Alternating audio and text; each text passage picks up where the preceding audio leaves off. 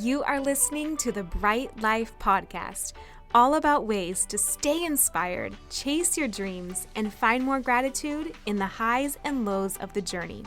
I'm your host, Jessica Johnson. I'm a business owner, a part-time digital nomad, a self-growth junkie, a believer in other big-hearted women, and am all about sharing tips, tricks, lessons learned, and encouragement so we can all live our biggest, brightest lives. You ready? Let's do this. Welcome to today's episode. I'm so excited to have a friend with me today. Suzie, I met years ago in really a nutrition class, but I was so struck by her enthusiasm, her energy, her confidence. And the more I got to talk to her, I found out she is actually like this badass world traveler. She's been to so many countries. She was doing it solo for so many years. She was building online businesses, working from wherever she was. I just found her super inspiring. And as we've gotten to know each other better and shared our entrepreneurial journeys, I just felt like she was someone I wanted to share with all of you. For those of you who don't know her, I'll give you a little bit of an idea of her background. She is a top mentor to travel entrepreneurs around the world. She's been to at least 46 countries and counting, has built 3 businesses, and now helps others create income streams from Airbnb, from hosting worldwide retreats, from growing their travel accounts, and more. She is known for her brilliance in marketing, her jaw-dropping selfies, and her sassy tude. And her famous motto is, if you're traveling the world anyway, you may as well make 6 figures. Welcome, Suzie. Hi, how are you? Good. How are you doing? I am doing great. That's quite the intro. It's quite the intro. Well, you've done a lot. You've been busy the last few I've years. been busy. Yep. Well, I'm so excited to kind of share, dive into more of your story and how you've done all these things since I met you. But maybe just as like a starting place, give us a little mini recap of your story and how you even got to this point. Sometimes my head is spinning thinking about how I got to this point. It was a lot, but really it was all meant to be. So basically, before I started my businesses, I was in the restaurant business. I'm Greek, so I was born in the restaurant business. And I was, first of all, I have opened a restaurant. If somebody else wants to do it, that's great. It was just not for me because of the fact that I felt like I was in jail. I had to be at that restaurant 24/7. So it's an amazing career. It's just not for someone who wants freedom, right? The opposite, pretty much the opposite. So basically, I tried another business. It was a culinary tour company. This was like a decade ago. And I didn't have much confidence then. So as soon as things got scary, or, that I had to really like push myself out of my comfort zone, I quit. And I basically built this business. And then like the day I was going to launch it, I was like, okay, never mind. I'm not doing that. And said, to myself, I failed and I'm never going to be good at anything. I went down that whole rabbit hole. And I was living in LA and I decided that the only thing I'd ever be good at was restaurants. And even if I'm not happy doing it, it's still like something, and I know I'll make good money. And, I basically was settling, right, for the safe thing. So I moved home to Seattle to start another restaurant because my family is there, and my family, will give me a lot of support, and we're obviously all in the restaurant business, so just help. And when I got home to Seattle, it was right in the boom when Amazon moved in. And so like Seattle was completely different. I came back and there was like hundreds of thousands of people moving in, right? And what used to be was no longer. So you used to be able to walk into a closed restaurant and then you could just take it over invest a little bit of money in, what you need and decor and stuff, and then be up and running. Well, now closed restaurants wanted like $200,000 just to get into the space. They were selling closed restaurants. So Wow. it was crazy. So, and a blessing. So Yeah. I looked for like 2 years. I mean, literally 2 years. And I just couldn't find anything. My dad is like restaurateur, the god of restaurants. And he just like he was like, no, you're not going to spend that much money. That's just ridiculous. No, no, no. And I was like, what am I going to do? I don't know what I'm going to do with my life. And during that time, I was waitressing, bartending. I was working at my old restaurant, cooking, dishwashing, like doing all these like really strenuous jobs, like for 80 hours a week. And in my free time, I was looking for restaurants. So after 2 years of this, I was like, oh my God, something has to change. I remember crying, looking for restaurants. And Mm-hmm. I Aw. started, right? And I remember thinking, I swear to you, I remember thinking one day I'm going to know why I never found a restaurant. I had that thought, and I remember it to this day. And sure enough, I started listening to a podcast, and it was Chalene Johnson, who does like personal growth, and she talks about business. And so I started listening to her podcast, and I was like, what's this online business thing? And it was so interesting to me. And after like 2 episodes, I was like, oh, this is really cool. I mean, not for me. Like, what would I do? Like, what do I have to teach the world? But I kept listening. I listened to the whole podcast, and then moved on to the next and the next and the next, and just started devouring information on self-growth and starting an online business. So one day I just thought, like, if I continue to depend on all this restaurant money, I am never going to do anything else ever. I can't find a restaurant. I'm so freaking miserable. And even when I do find a restaurant and the lease inevitably fell through every single time, I got happy.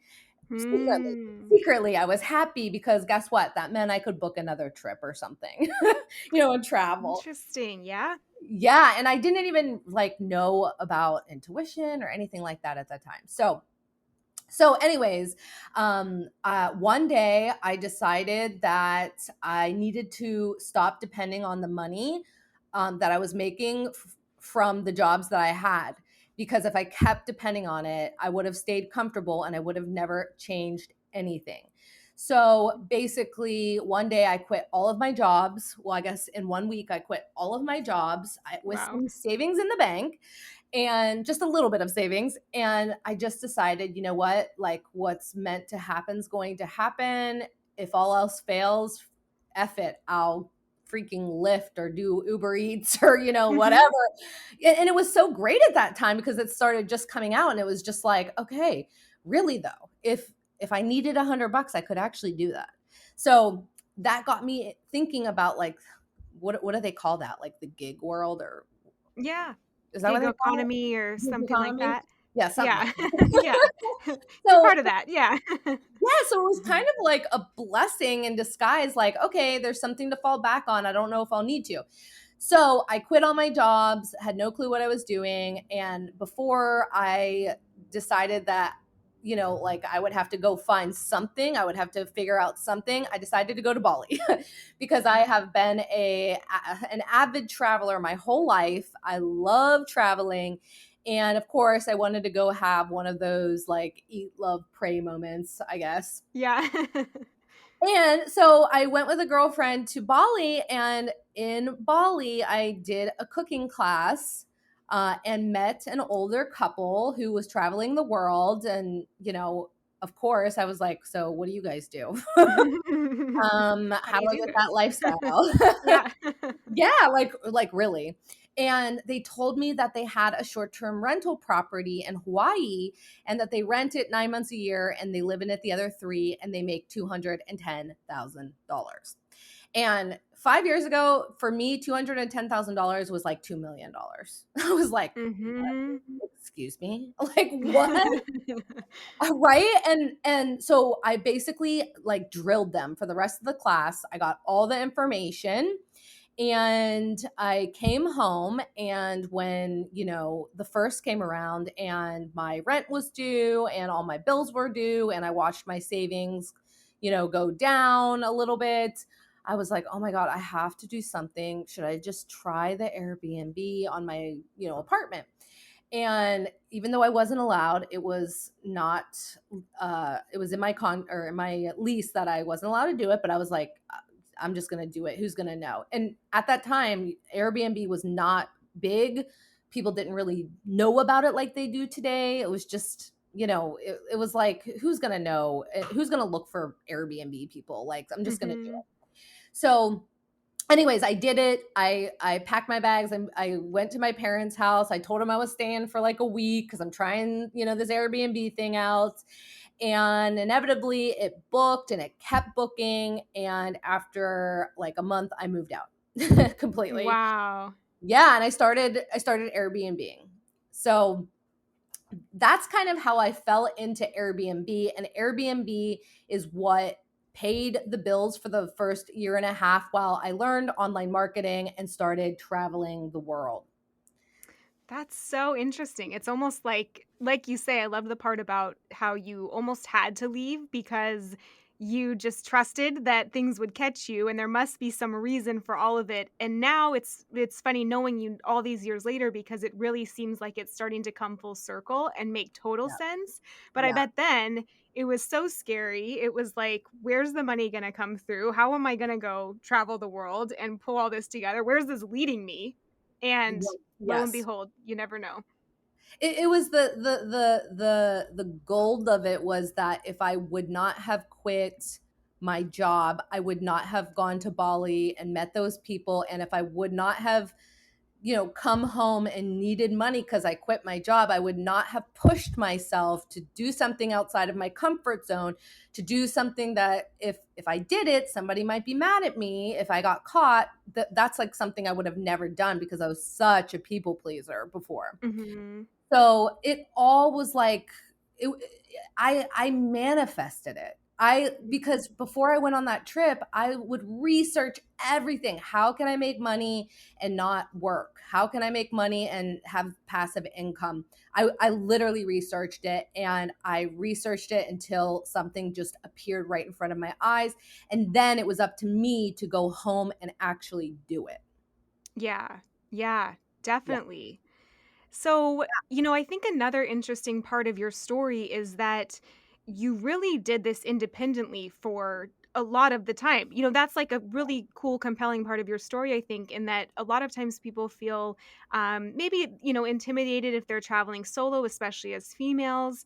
But can you speak to that piece even a little? Is like, what gave you the confidence? Did you feel safe? What would you say to other women who are listening to this thinking, oh my gosh, I want to go have one of those adventures, but I need this or that or whatever to fall into place? Like, how did you just go for it? And what was your experience like in that regard? Yeah. Well, before I started my business, I really didn't solo travel because I, Hmm. just went with friends. But once I started my business, being um, an online, well, right now I'm an online business coach, but at that time I was learning how to become a travel blogger. And so, what does a travel blogger have to do? They have to travel. And guess what? Your friends are not going to have the time off that you have off. Even if they're an entrepreneur, they're not going to have that time off. Only other travel, bloggers or entrepreneurs are going to do that. But I didn't know any of those because I was brand spanking new. And of course, I didn't know anything and I didn't know anybody. So I just decided, like, if I'm going to do this, I'm going to have to get over it. Like, get over it. So I pushed myself and I planned a trip by myself to Egypt, of course, like the scariest place when you're first solo traveling. I was like, "But it's cool there." So, I planned this trip to Egypt and Jordan and Turkey and, Israel, and I just I just pushed myself to go, and within days of me being solo, I was like, "Oh, like, first of all, when you're solo, everybody wants to talk to you. So you're not solo. You meet way more people on your own than you ever would if you went with a boyfriend or a friend or something because you're talking to each other. So when you're solo, it's almost like inevitable. People are going to invite you everywhere. Anybody that meets you and understands that you're by yourself there, they're going to invite you, to go out to eat or whatever it is. Yeah, true. It got to the point where I had to like duck and cover coming home to my hostel or a hotel or whatever I was staying in because everyone wanted to hang out all the time, and I was like, but I'm working too. so so yeah, I mean, I think really like anything in the world, you just have to do it. You just have to Yeah. do it once and see like, okay, it's no big deal. There are people out there that want to do stuff with you, and you can do everything perfectly safe. Yeah. Yeah. Yeah, I think that that's been my experience for the most part too, is the places that you hear about, online or in the media that have all this stuff around them. For the most part, anywhere you go, the people are still the people. Like they're still warm. They still have families and want to bring people into their circle and be Yeah. helpful and Yeah. show off where they live. And so I've been like really pleasantly surprised by that too, of just kind of how warm the world really is compared to what you might read about before you ever get out and experience some of these places. Yeah, and let me just say that, like, I think that the world outside of the US is so much warmer than the US. Yeah, it could So be. people Yeah. might be projecting that they're gonna be treated like they are in the US, but it's actually the opposite of that. When you go to somewhere like Egypt and you meet a woman on the road or a man on the road, they're like, "Let me invite you to tea. Come with me." Like immediately they wanna talk to you. Mhm. Yeah. That's so So, true. I love that. mhm. What about like, I think that a lot of people, feel like they maybe want to travel more, but, they need more time, they need more resources, they need this fancy job, whatever it may be. Like, what would you say to people that are just looking to bring more of that in their life? Are there hacks that you have found or just any words of wisdom? I know your story, you definitely did it with what you had when you Yeah. had it. And so, I don't know, words on that, how to just get out there and get started seeing the world if that's a dream someone has. First of all first of I just also want to say that I think people project the price of a trip, uh, the cost of the US as the price of their trip, which is really like not accurate because most places outside of Europe and maybe Australia or very Western countries are actually pennies on the dollar. So when I went to Egypt for 2 weeks, besides my plane ticket, with my food, everything I did, um, all my in country transportation, all of that stuff. I spent $300. Wow. 300. Wow. I had So no idea, that's amazing. yeah, and I mean it's the same. It might be a little more in Turkey, but not much. I spent 500 in Bali for 2 weeks, and I got massages every day. The world is very inexpensive, like in many, many, many countries. So if money is the quote unquote issue, start there. You don't have to stay at the Ritz. Stay at a hostel. I've stayed at hostels for freaking 20 years now. and and hostels are amazing. The US is the only country that they think, they have a bad rap or they have a bad name or something, but every other country in the world stays at hostels. Mhm. Okay, Yeah. so it's almost like look outside maybe the marquee places you're thinking of with, like, the Eiffel Tower and stuff, and just Yeah. there's so much of the world to see that you can do very affordably. Yeah. Being lucky enough to be Americans where the dollar Yeah. might Right. exchange differently, and then it's like hostels, like, get creative. We walk a lot too, like, when we go, like, that's how you get to see a city Yeah. sometimes, is just you don't need to do every form of transportation. If you choose a place that you can walk around, that's how you see the sights and Yep. get your, snack or whatever, coffee on the road, that kind of thing. Yeah, and don't get me wrong, like the choice between the Ritz or a hostel, I'm going to choose the Ritz. But if it's that or never see the world, get over yourself. There are so many ways to save money while traveling, and they are all out there on Pinterest. Yeah. It's so Right. true. Mhm. What would you say, like, what's one of the biggest things that traveling has taught you about yourself? It has taught me that you can pick me up and put me anywhere in the world with any people or anything, any conditions at all, and I adapt immediately. It showed me how malleable the human species truly is. It shows you other cultures, and so that you can reflect on yourself. Like, we're so protective over our children. We don't let them do anything. We're scared if they trip and fall. And when you're in India, you see a 3-year-old walking down the street by itself. you Mhm. know and I mean, Mhm. I'm not saying it's right or wrong. I'm just saying that you truly can adapt within literally a week, a days, weeks. And so if you're scared to go somewhere, I think, or if you're scared of anything, I think travel is such a great place to start with confidence, to just throw yourself in another country and see that it's okay. You'll survive. Even if they don't speak the language, they will try to talk to you, and build that confidence and show yourself how you can do anything. You can adapt to anything.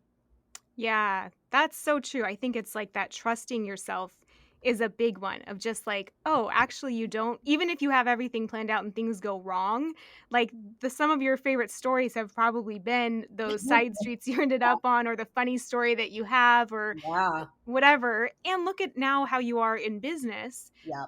It's like almost you up level your confidence or belief in yourself in one area, and it transfers to all the others, Yeah. where, I mean, that was probably preparing you for where you're at now, of just, yeah, I can trust myself. I can handle any situation. I, can make an adventure out of this. I can find the fun silver lining, even Yeah. on the crazy parts. Totally. I mean, travel is the perfect place to start for anyone that is seeking more confidence. Hmm.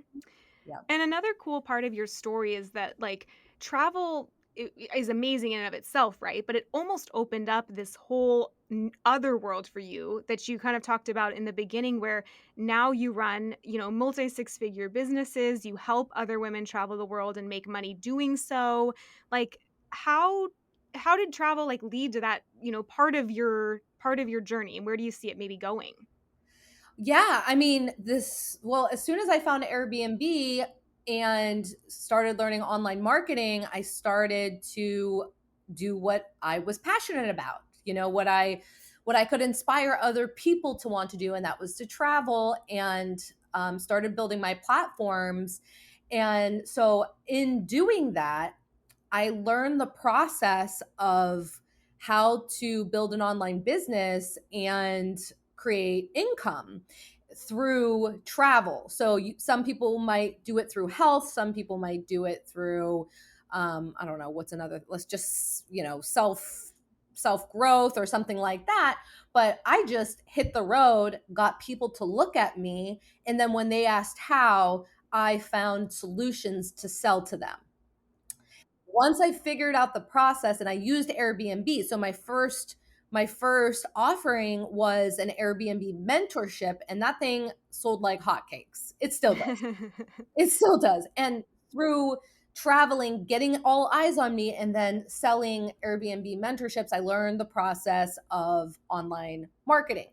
So as I got, more confident, I started to teach online marketing. And of course, we attract who we are. So all the travel girls started coming to me. And that is where I started to really grow as a business mentor and as a mentor in general.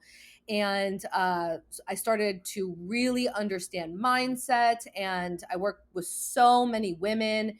And I will tell you, everybody is different. Everybody has a different thing. Everybody has a different story, but it's all the same. Hmm. It's never a business problem. It's always a people problem or a mindset problem. And so in doing that, I've just really been able to learn about the human mind and, blocks and things like that. So I have been able to really build my business by now helping other women in travel launch retreats, launch group trips, launch products, services, the whole shebang.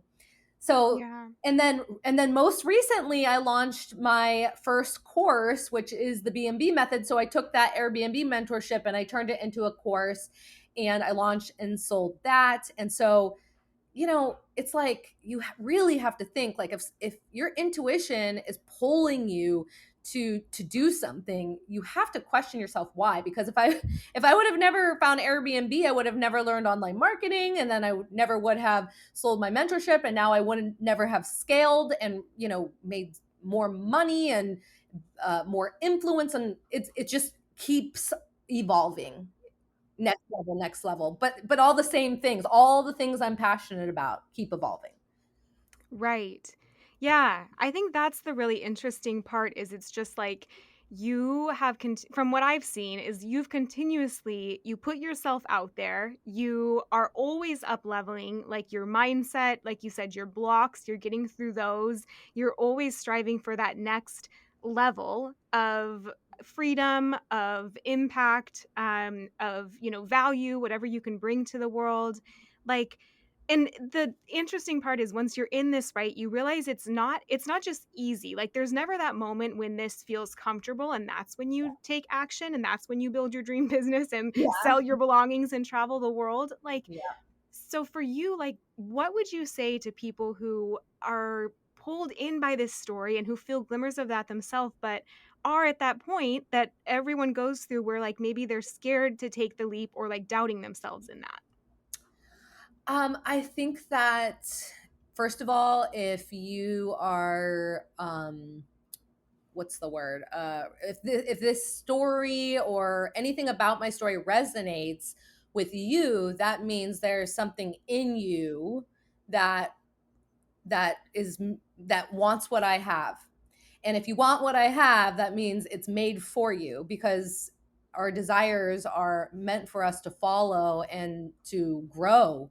That's the point of life. So if you are scared and though, like, I'm going to do this, I need to change my life, I think just taking one step. Listening to my whole story sounds like a whole whirlwind, and it was, but it definitely all started with one step, and then it went one step at a time until uh, I am where I am now, and it's going to continue. I'm not done evolving. But if you don't do anything because you're scared of this or that, or the actual evolving process, like, you're never going to, if you don't take one step, you can never unfold, right? Like, Mhm. it truly, it takes one step to change everything. Yeah. Yeah, and how cool because you had no idea that taking that trip that the couple would be in Bali explaining their Airbnb like Right. lifestyle to you, and then that led to the next right step and the next right step. Yeah, yeah, it's all meant to be, and it's waiting for you to take action.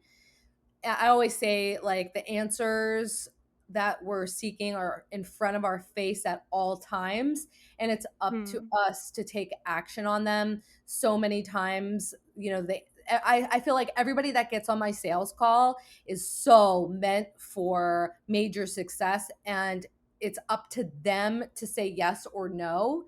And in that moment, and I always hope they'll say yes because I always love Mhm. amazing clients, but the truth is, like, the answer is right before them.